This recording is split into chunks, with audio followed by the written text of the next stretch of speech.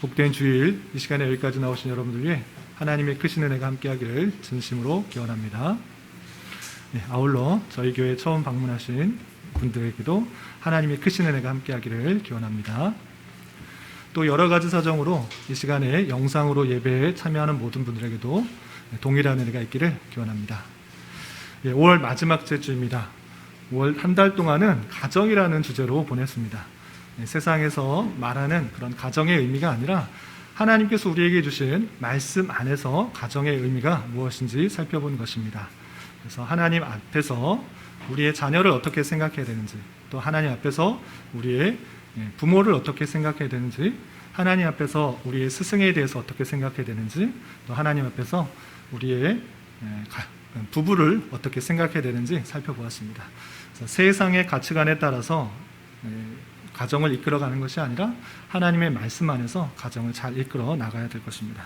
오늘은 그것들을 종합하는 하나님 앞에서 가정을 생각하는 주일로 보내게 되는데, 가정의 소중함들을 늘 생각하면서 각 가정이 정말 하나님의 말씀 앞에서 잘 다스려질 수 있도록 더욱더 힘써야 될 것입니다.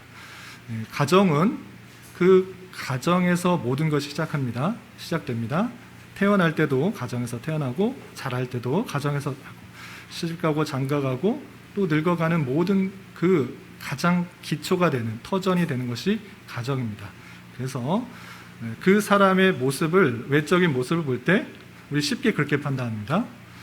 저 가정교육을 어떻게 받았는가, 가정교육을 어떻게 시켰는가, 가정교육이 잘 되어 있구나, 또 그렇지 않구나, 이렇게 쉽게 판단하게 되는 것입니다. 그래서 각 가정이 정말 온전히 다스려져서 그 가정에서 배운 것, 가정에서 습득된 것이 실제 삶으로 잘 드러날 수 있도록, 선한 영향력이 끼칠 수 있도록 가정에 대한 소중함을 갖고 있어야 될 것입니다. 그러한 가운데 있어서 다시 한번 말씀드리지만, 각 가정의 구성원들 또 서로의 관계에 있어서 세상적인 방법과 생각, 나의 유익을 위한 가정이 아니라 하나님께서 그 가정에게 어떻게 말씀하시는지를 잘 깨닫고 그 말씀이 그 가정에서 온전히 실현되는데 힘써야 될 것입니다. 그 말씀이 가정에서 온전히 드러나고 실천되고 다스려지게 되면 그것이 바로 교회의 모습입니다. 하나님께서 택하신 백성들의 모임이 있고, 그 가운데 하나님의 말씀이 있으며 그 하나님의 말씀대로 다스려지는 그런 모습이 드러나는 것입니다. 그래서 권유하기는, 여러분들의 각 가정이 서로 어떠한 관계에 있을지 몰라도 앞으로 나아가야 할 가정의 모습은 하나님의 말씀에 의해서 다스려지는 교회의 모습으로 드러나면 좋겠다라는 것입니다. 그래서 교회 같은 가정, 천국 같은 가정, 하나님의 말씀이 있고 하나님의 통치가 있고, 그 말씀에 의해서 부모님이나 자녀나 부부나 서로가 그 말씀에 의해서 서로 존중하고 또 따르게 하는 그런 작은 천국의 모습들이 잘 드러날 수 있기를 바랍니다.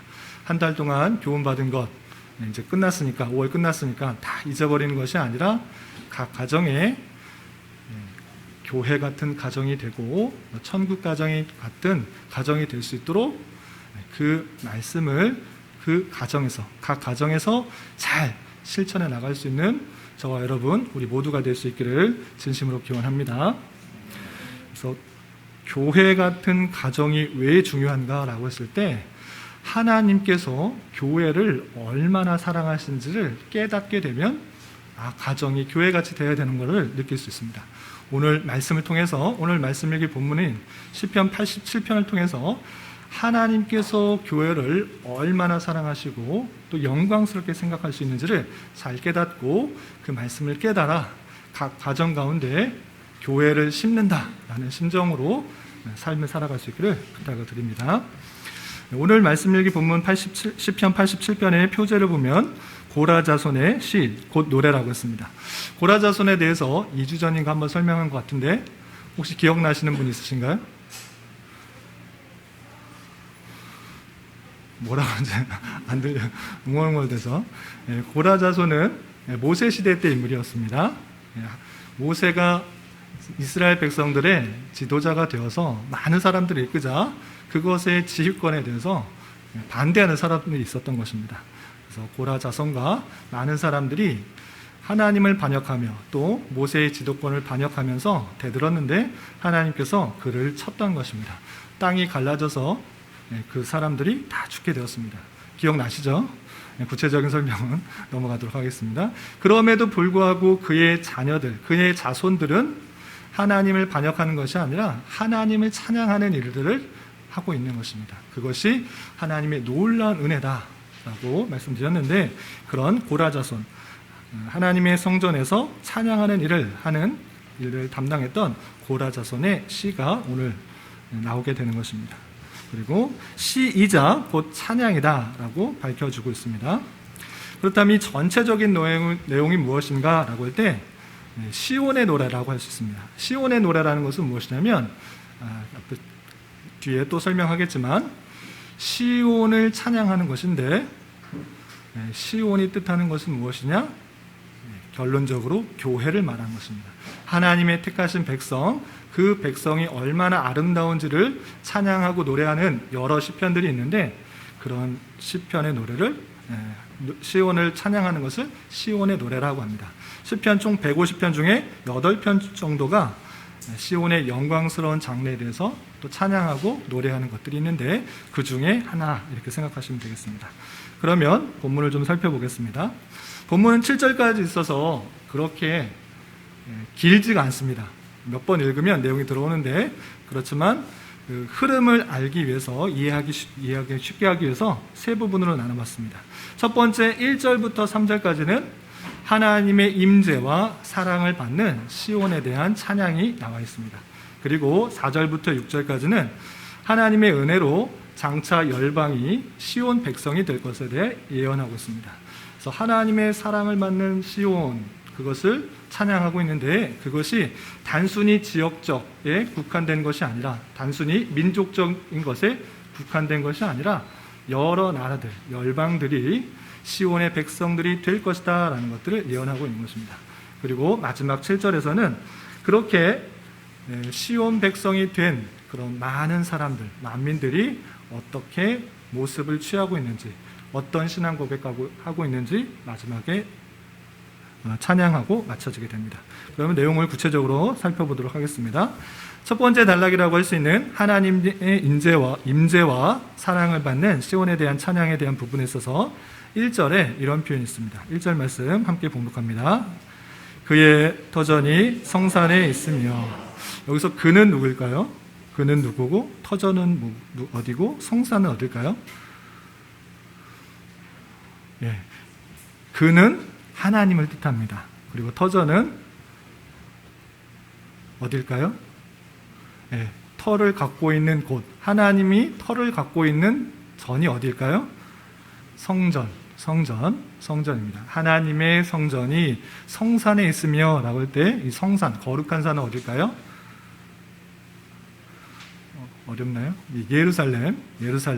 예루살렘이 언덕에 요새처럼 있는 그런 것인데, 그러니까 하나님의 성전이 예루살렘에 있다라는 표현을 좀 시적으로 이렇게 표현한 것입니다.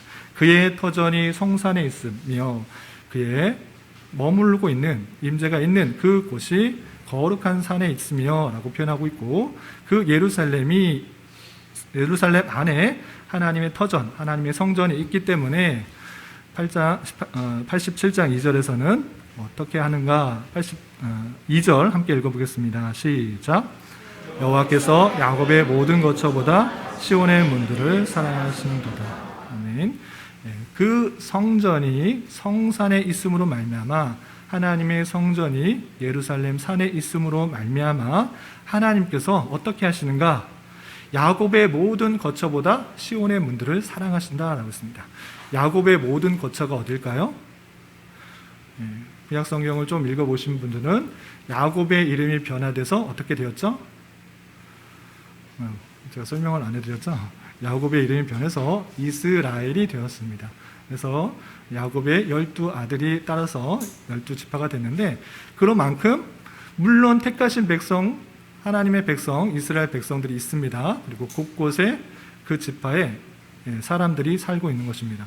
그런데 시의 표현에 의하면 야곱의 모든 거처, 이스라엘의 12지파에 있는 그 거처보다, 그 땅보다 어디를 더 사랑하는가? 하나님께서 어디를 더 사랑한다고 하고 있습니까? 시온의 문들을 사랑하신다 이렇게 표현하고 있습니다. 여기서 시온은 예루살렘 성을 말하는 것입니다. 원래 시온의 뜻은 무엇이냐면 예루살렘 성의 남동쪽에 있는 아주 작은 언덕 부분을 시온이라고 표현합니다. 그런데 그것이 예루살렘 성 안에 있기 때문에 시온이라고도 표현하기도 하고 예루살렘 성으로 표현하기도 하고 또 예루살렘 성에 사는 사람들이 하나님의 택하신 백성들이기 때문에 하나님의 백성을 뜻하기도 하고 오늘날에 있어서 교회를 뜻하기도 하는 것입니다. 그렇게 시온의 문들을 사랑하신다라고 했습니다. 왜 시온의 문들을 더 사랑하시는가라고 했을 때 아까 1절에서 표현한 것처럼 하나님의 성전, 그의 터전이 성산, 거룩한 산 예루살렘에 있기 때문에 하나님은 다른 12지파의 어디보다 예루살렘을 더 사랑한다 이렇게 표현하고 있습니다. 그리고 3절에서는 그 예루살렘을 어떻게 하나님께서 표현하시는지 또 이렇게 말하고 있습니다. 3절 함께 봉독하겠습니다. 시작. 하나님의 성이여 너를 가리켜 영광스럽다 말하는도다. 또 다른 표현이 나왔습니다. 시적으로 표현하기 위해서 같은 말을 반복해서 쓰기보다는 다양하게 쓰고 있는 것입니다. 하나님의 성, 또 성산, 또 시온의 문들 이런 표현들은 다 예루살렘을 뜻하는 것입니다. 하나님의 성이여 예루살렘 성이여 또 시온 성이여 너를 가리켜 영광스럽다 말한다 라고 표현하고 있습니다. 하나님께서 그 시온 성, 하나님의 성을 영광스럽다 이렇게 표현하고 있는 것입니다. 왜 영광스럽다고 표현할 수 있습니까?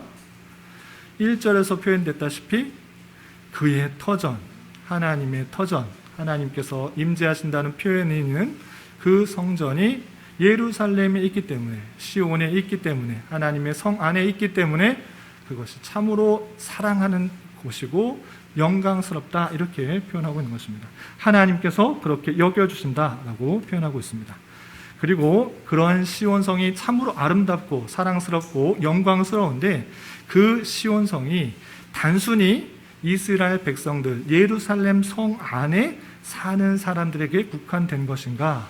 그것이 아니고 그 택하신 백성, 사랑받는 백성이 열방 가운데 그 속할 사람들이 있음을 이렇게 표현하고 있습니다. 4절 말씀도 한번 읽어보겠습니다. 시작. 나는 라합과 바벨론이 나를 아는 자 중에 있다 말하리라. 보라, 블레셋과 두로와 구스여 이것들도 거기서 났다 하리로다. 시편 기자 고라 자손은 이렇게 말할 거다라고 예언합니다. 어떻게 말하느냐? 라합, 바벨론이 나를 아는 자 중에 있다 이렇게 말할 것을 예언하고 있는 것입니다. 그러니까 라합은 어디냐면 애굽을 뜻하는 것입니다. 애굽과 바벨론에서 나는 사람이 나를 안다? 전혀 모르는 이방 사람들, 또 멀리 떨어져 있는 사람이 나를 안다 이렇게 말한다고 하는 것입니다. 또 블레셋, 두로, 구스 그것들도 거기서 났다, 시온에서 났다 이렇게 말할 것을 예언하고 있습니다. 이것이 뜻하는 것이 무엇입니까? 예루살렘 성 안에 포함되어 있는, 시온 성에 포함되어 있는 그 사람이 단순히 혈육적으로 이스라엘 사람들 또는 지역적으로 예루살렘 성 안에 사는 사람들에 국한된 것이 아니라 애굽, 바벨론, 블레셋, 두로, 구스 그 주변의 열방들, 그 열방들 속에서도 하나님의 택하신 백성이 나타나서 나도 시온 사람이다, 나도 거룩한 성산 안에 있는 그런 사람이다 이렇게 말하게 될 것을 예언하고 있는 것입니다. 또 5절에서도 이렇게 표현하고 있습니다. 5절 말씀 함께 봉독합니다. 시작. 시온에 대하여 말하기를 이 사람 저 사람이 거기서 났다고 말하리니 지존자가 친히 시온에서 세우리라 하는도다. 그 시온, 예루살렘 성 또는 하나님의 택하신 백성들의 모임 그리고 교회 그것에 대해서 말하는데 이 사람이 거기서 났고 저 사람이 거기 났다 이렇게 말하면서 그 지역적으로 혈육적으로 있는 사람 외에도 이 사람 저 사람 할 것 없이 곳곳에 하나님의 택하신 백성이 있어서 나도 시온 백성이다, 나도 하나님의 성에 있는 사람이다, 하나님께서 친히 그렇게 세웠다라고 말하게 될 것을 예고하고 있는 것입니다. 또 6절에서도 이런 표현이 있습니다. 6절 말씀 함께 봉독합니다. 시작. 여호와께서 민족들을 등록하실 때에는 그 수를 세시며 이 사람이 거기서 났다 하시려다. 여호와께서 민족들을 등록하실 때 이게 무슨 뜻이냐면 하나님께서 택하신 백성들을 구원하시기 위해서 생명책에 기록하듯이 여러 민족들 중에 그 구원받을 사람을 등록하시는 것입니다. 그러면서 그 사람이 누구인지 또 수를 세고 계시는데 그때 이 사람이, 이 구원받은 사람이 생명책에 등록되는 사람, 민족들을 등록되는 사람이 어디서 났는가 할 때 시온에서 났다, 이렇게 표현하고 있는 것입니다. 그래서 시온을 통해서 구원이 전파되는 그 일들이 있을 것을 이렇게 표현하고 있는 것입니다. 그래서 단순히 지역적, 혈육적에 있는 그 예루살렘 성 안의 사람들 뿐만 아니라 곳곳에, 세계 곳곳에 하나님의 택하신 백성이 있고 어느 곳에서나 하나님의 택하신 백성들이 불러들여서 하나님의 백성이요 또 구원받은 사람으로의 모습으로서 나타나게 될 것을 예언하고 있는 것입니다. 그리고 마지막 7절에서는 그렇게 하나님의 백성, 시온 백성이 된 모습들이 어떠한지, 그리고 그의 고백이 어떻게 되는지 찬양되면서 이 시가 맞춰집니다. 우리 마지막 7절 함께 봉독하겠습니다. 시작. 노래하는 자와 뛰어노는 자들이 말하기를 나의 모든 근원이 내게 있다 하리로다. 아멘. 노래하는 자와 뛰어노는 자들, 그 대표하는 것이 무엇입니까? 기쁨과 찬양과 감사가 있는 것입니다. 너무 기뻐서 노래하고 뛰어노는 것입니다. 하나님께 구원받은 그 기쁨들이, 그 감사가 너무 넘쳐서 노래하고 뛰어노는 것으로 드러나고 있는 것입니다. 그런데 그들이 말할 때 어떻게 말하느냐? 나의 모든 근원이, 내 이렇게 기뻐하며 즐거워하며 찬양하는 모든 근원이 내게 있다 하리로다 라고 하는 것입니다. 시온, 그 교회를 통하여서 구원이 있게 되고 그것을 통해서 기쁨과 감사와 찬양이 있다, 이렇게 표현하는 것입니다. 그래서 노래하는 자, 뛰어노는 자, 그들이 그 교회로 말미암아 기쁨과 감사가 있고 또 구원이 그곳에서부터 나왔다라는 것들을 고백하고 있는 것을 볼 수 있습니다. 이렇게 7절의 짧은 시를 통해서 우리는 어떤 것을 깨달을 수 있는가, 세 가지로 정리해 봤는데, 첫 번째, 시온과 그곳이 영광스러운 이유가 무엇인지 잘 알아야 될 것입니다. 시온은 아까 말씀드린 것처럼 한 지역을 말하는 것입니다. 예루살렘에 있는 낮은 언덕, 그 예루살렘 성의 남동쪽에 있는 조그만 언덕을 가리키는 말이었지만 이제는 그것에 그치는 것이 아니라 예루살렘 성 전체, 그리고 하나님의 택하신 백성들이 사는 곳, 그리고 하나님의 택하신 백성을 뜻하는 것입니다. 그런데 그 시온이 영광스러운 이유가 무엇인가 라고 할 때는 하나님의 터전이 그곳에 있기 때문에 참으로 하나님께서 그들을 더욱더 사랑하시고 영광스럽다, 이렇게 생각하고 있다는 사실들을 잘 알아야 될 것입니다. 그렇다면 오늘날의 시온은 어디입니까? 누구입니까? 우리 저 뒤에 앉아있는 시온이가 시온입니까? 오늘 시온이가 주인공이 돼가지고 계속 이름이 등장하고 있는데, 그 시온은 하나님의 택하신 백성이요 또 교회라는 사실들을 잘 알아야 될 것입니다. 그 교회가 하나님이 보시기에 참으로 사랑스럽고 참으로 영광스럽다라고 표현하고 있습니다. 왜 그러합니까? 하나님의 터전, 하나님이 그들과 함께하기 때문에 참으로 사랑스럽고 영광스럽다라는 것입니다. 하나님의 교회가 영광스러운 이유는 하나님께서 그들과 함께 계시고 그들을 무척이나 사랑하시며 그들을 원수로부터 지켜보호하시기 때문이다. 하나님께서는 택하신 백성을 구원하시기 위해서 자신의 독생자 예수 그리스도를 이 땅에 보내주셔서 그를 십자가에 달려 돌아가게 하심으로 말미암아 택하신 백성을 구원해 주셨던 것입니다. 그 놀라운 사랑에 대해서 온전히 반응할 줄 알아야 될 것입니다. 우리는 어떠한 자들인가? 그러한 놀라운 사랑을 받은 자이다.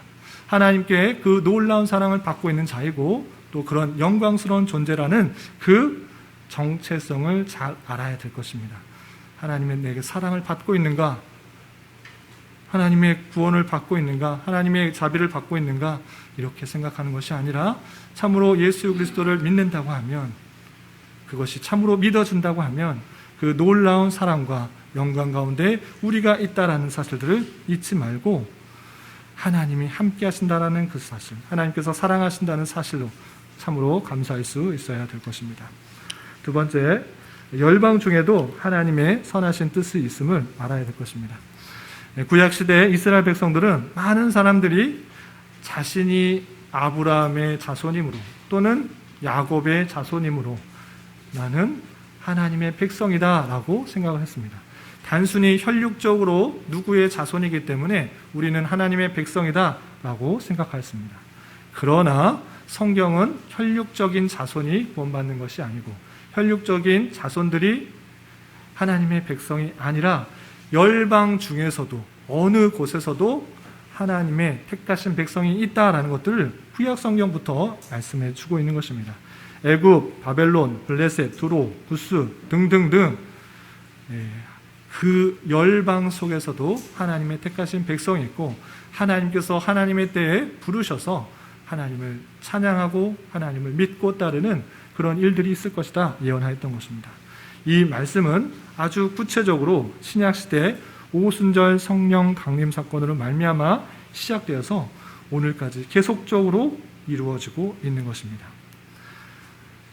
우리가 하나님을 믿을 수 있게 되었다라는 그 사실이 참으로 신비롭게 여겨져야 될 것입니다.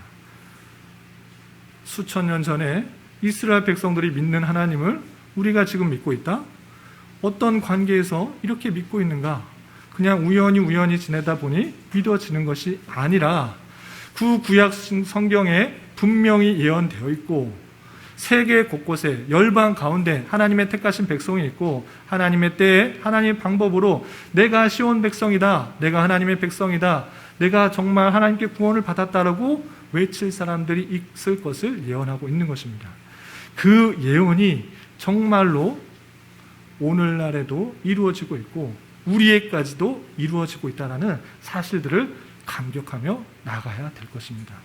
하나님의 말씀이 실제 나의 삶으로 들어와서 역사해지고 있는 것입니다. 그것이 우연이 아니라 하나님의 섭리요, 하나님의 방편이요, 하나님의 계획이라는 것들을 우리는 잘 깨달아야 될 것입니다. 그것이 아주 흔한 일이 아니라 놀라운 섭리라는 것들을 잘 깨달아야 되는 것입니다. 하나님께서 어떻게 수없이 멀리 떨어져 있는 그 거리를 또 전혀 상관없는 사람들을 통하여서 복음이 전파되게 하고 그것이 나에게까지 오게 되고 정말 믿을 수 있는가? 그리고 나뿐만 아니라 지금도 세계 여러 곳에서 하나님을 찬양하며 하나님을 백성들하고 고백하며 하나님께 예배하며 그 말씀대로 살아가려고 하는 수많은 사람들이 있다는 것, 그것이 참으로 은혜요 하나님의 역사라는 사실들을 잘 깨달아야 될 것입니다. 지금부터 3,500여 년 전 이 시편 기자는 그것을 예언하고 있는 것입니다. 단순히 이스라엘 백성들만 모여서 하나님을 찬양하는 것이 아니라, 하나님을 기뻐하는 것이 아니라, 하나님을 예배하는 것이 아니라 이제 열방 가운데 하나님을 아는 사람들이 있을 것이고 하나님의 택하신 백성들이 기뻐하며 즐거워하며 하나님을 예배할 것들을 예언하고 있고, 그것이 수천 년을 지나 오늘에까지 그 하나님의 계획과 그 예정은 변함없이 흘러서 오늘날 우리에게까지 이르게 되었고, 세계 모든 사람, 많은 사람들이, 세계의 택하신 백성들이 하나님을 찬양하고 있다라는 사실들, 그 놀라운 섭리 가운데 내가 속해였다는 사실들로 인해서 감격하며 나아가야 될 것입니다. 하나님이 뜻하신 것, 하나님이 계획하신 것, 그것은 실수 없이 변함없이 확실히 이루어지는 줄 알아. 우리가 더욱더 붙들을 것은 무엇이냐? 하나님의 뜻과 계획, 하나님의 말씀을 붙들어 그 말씀 가운데 나아가야 될 것이고, 열방 가운데 우리 가운데 하나님께서 뜻하신 것들이 있었은 줄 알아 더욱더 그 뜻에 감사 찬송하며 나아가야 되는 것입니다. 하나님의 주권과 능력과 절대성을 우리는 잘 깨닫고 그 능력과 은혜가 나에게도 임하였다는 사실로 인하여 더욱더 감사 찬송할 수 있는 저와 여러분 되시기를 주님의 이름으로 부탁드립니다. 우리 마지막으로 한 가지 더 생각할 것은 하나님의 백성들의 모습들이 어떠해야 되는지 잘 알아야 할 것입니다. 노래하는 자와 뛰어노는 자들이 나의 모든 근원이 시온에 있다, 이렇게 말하고 있는 것입니다. 그러니까 노래하는 자와 뛰어노는 자들은 아무 생각 없이 그렇게 하고 있는 것이 아니라 내가 시온에서 나왔다, 난 구원받았다, 하나님의 택하신 백성이 되었다라고 생각하면서 노래하며 감사하며 찬양하고 있는 것입니다. 그런 가운데 나는 정말 구원받은 사실로 인하여 기쁨과 감사와 찬양이 있는지를 잘 살펴봐야 될 것입니다.